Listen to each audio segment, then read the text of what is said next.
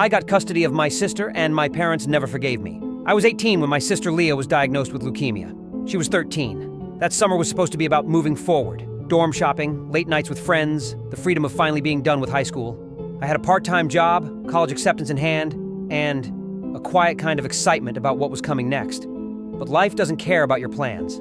It started with bruises, small ones, on her arms and legs. Then nosebleeds. Then fatigue. My mom said she was probably just anemic. My dad didn't notice. It wasn't until she collapsed in the hallway that they took her in. The diagnosis came fast and cold. Acute lymphoblastic leukemia. My parents cried. My mom collapsed in the hospital hallway. My dad kept whispering, "This can't be happening," like a prayer. I didn't cry, not right away. I remember standing by her hospital bed, listening to machines beep and just thinking, she's so small. She looks so scared. And then I stayed. That's how it started. At first I thought we'd all face it together. That's what families do, right?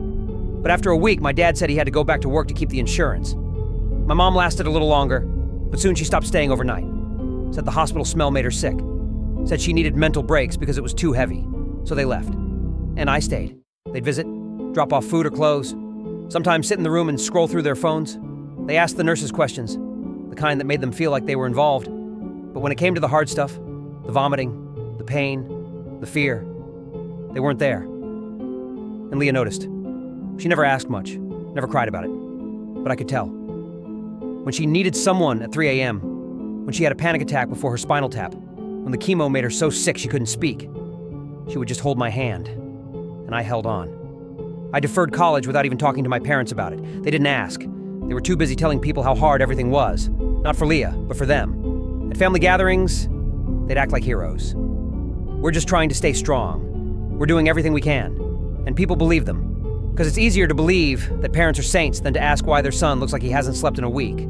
I picked up hours wherever I could. Gas stations, stocking shelves, anything that let me come back to her before visiting hours ended. I ate hospital food, slept on waiting room chairs, got used to the beep of IV machines and the sterile scent of hand sanitizer. We lost 2 birthdays in that place. She turned 14 in a gown with a cupcake and a flickering candle I wasn't supposed to light. I turned 19 beside her, with a vending machine candy bar and a fist bump. We didn't have much, but we had each other. And then, one day, her numbers started going up. The color came back into her face. Her laugh, the one I hadn't heard in almost a year, slipped out while we were watching dumb YouTube videos on my cracked phone screen. Remission. We cried that night. Both of us. No pretending, no holding back. We made it. Or so I thought. Because that's when our parents came back. Suddenly, they were very involved. They came to her final scan, took photos, hugged her tightly, and cried on command. My mom made a long, heartfelt Facebook post about our miracle girl. My dad gave a toast to the party they threw, with matching shirts and printed banners. People congratulated them, told them how strong they were. I just smiled and stood in the back.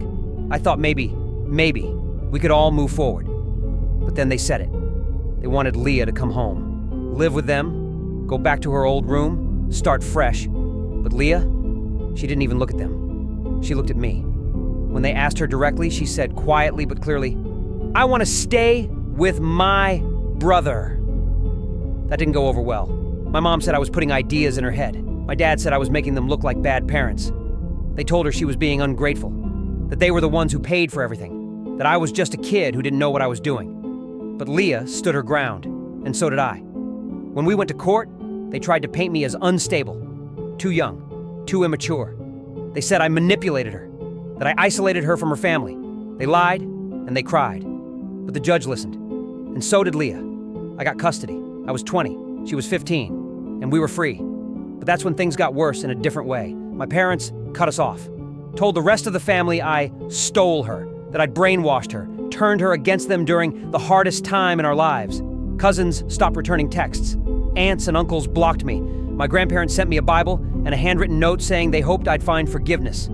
Forgiveness for what? For staying? For raising her when no one else would? For missing college, birthdays, sleep?